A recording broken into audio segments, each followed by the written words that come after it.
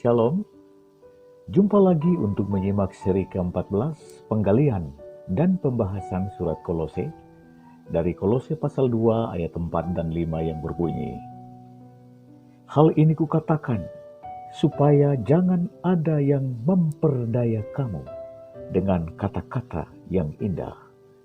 Sebab meskipun aku sendiri tidak ada di antara kamu, tetapi dalam roh aku bersama-sama dengan kamu, dan aku melihat dengan sukacita tertib hidupmu dan keteguhan imanmu dalam Kristus." Mari berdoa. Segala puji dan syukur bagimu ya Bapa, untuk kesempatan membaca dan merenungkan suaramu. Buka hati kami, buka pikiran kami, beri kami ketajaman untuk menangkap dan memberlakukan firman-Mu dalam hari-hari hidup kami, di dalam nama Yesus. Amin. Judul perenungan kita adalah jangan ada yang memperdaya kamu. Jangan ada yang memperdaya kamu.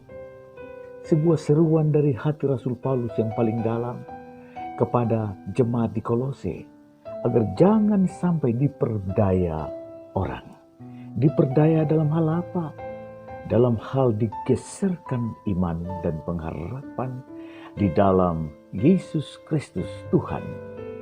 Sebab jika seorang tergeser atau tergusur imannya di dalam Yesus, sudah barang tentu kehilangan segala janji dan jaminan sebagai orang percaya. Pertanyaannya adalah, bagaimana ciri orang Kristen yang mudah diperdaya sehingga tidak segan beranjak dan meninggalkan imannya di dalam Kristus? Ciri yang pertama adalah mudah diperdaya oleh kata-kata yang indah. Kata-kata yang indah itu dilakukan secara persuasif dan personal. Karena jika dilakukan secara komunal, pastilah ada orang dalam komunitas yang mampu membantah premis atau dalil teologis yang dibangun oleh si pembujuk. Karena itu saudara, setiap orang Kristen bertanggung jawab dan wajib memelihara imannya secara pribadi. Sebab jika tidak, dengan mudah akan dipelintir, dikelabui, dan dikebulin, alias dapat tipu bodoh-bodoh. Bagaimana agar tidak diperdaya dengan kata-kata indah? Maka setiap orang harus membuka telinga, membuka hati bagi firman Tuhan.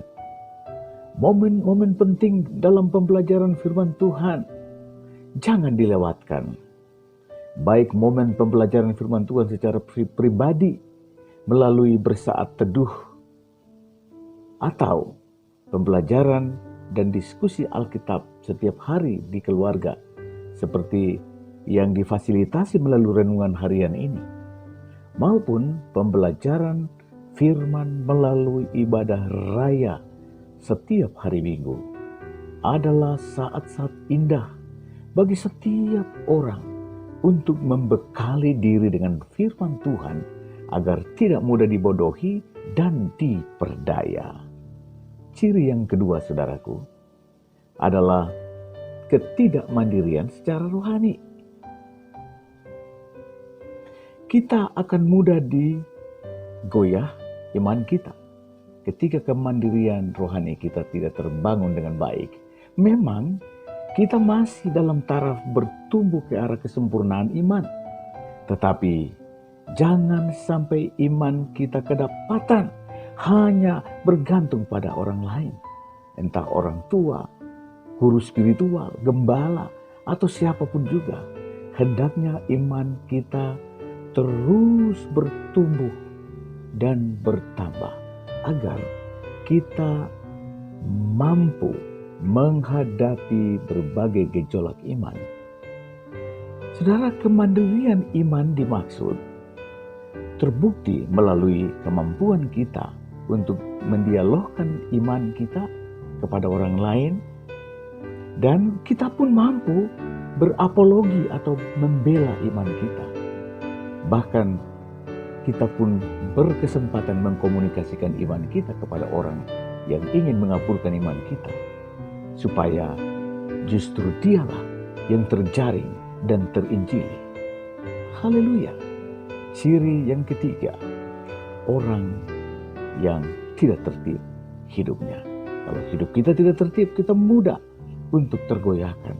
Jika hidup kita tertib, tentu tidak ada seorang pun yang dapat menggugat hidup kita, menggugat iman kita. Jika moralitas dan spiritualitas kita seiring sejalan, maka tidak ada celah bagi si penggugat iman untuk berusaha meluruskan jalan hidup kita menurut pandangannya. Karena itu, saudara, marilah kita menata hidup kita agar hidup kita lebih tertib. Lebih tertib dari semua orang yang berada di sekeliling hidup kita. Jika mereka senang bermabuk-mabukan, bernarkobaria, suka selingkuh, suka berpoligami, atau poliandri, atau berbangga dengan hasil korupsinya dan seterusnya. Janganlah sampai kita silau dan tergoda. Jaga tertib hidup kita untuk menjadi kesaksian iman di tengah angkatan yang bengkok hatinya. Ciri yang keempat yang terakhir adalah kegoyahan iman. Hal-hal yang dapat menggoyahkan iman seperti harta, takhta, wanita.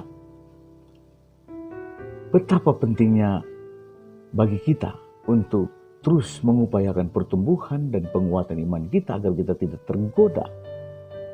Tetapi kita tetap berdiri, tidak goyah, karena memiliki benteng pertahanan iman yang kokoh di dalam Tuhan melalui doa, firman, persekutuan, dan perserahan diri total kepada Tuhan.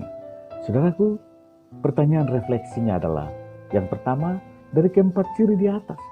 Dari keempat ciri ini, Anda tergolong ciri mana dan mengapa? Yang kedua, bagaimana agar iman Anda tidak mudah diperdaya? Adalah doa saya, semoga Tuhan Yesus mengukuhkan iman, harap, dan kasih-Mu kepadanya dari sehari ke sehari. Amin.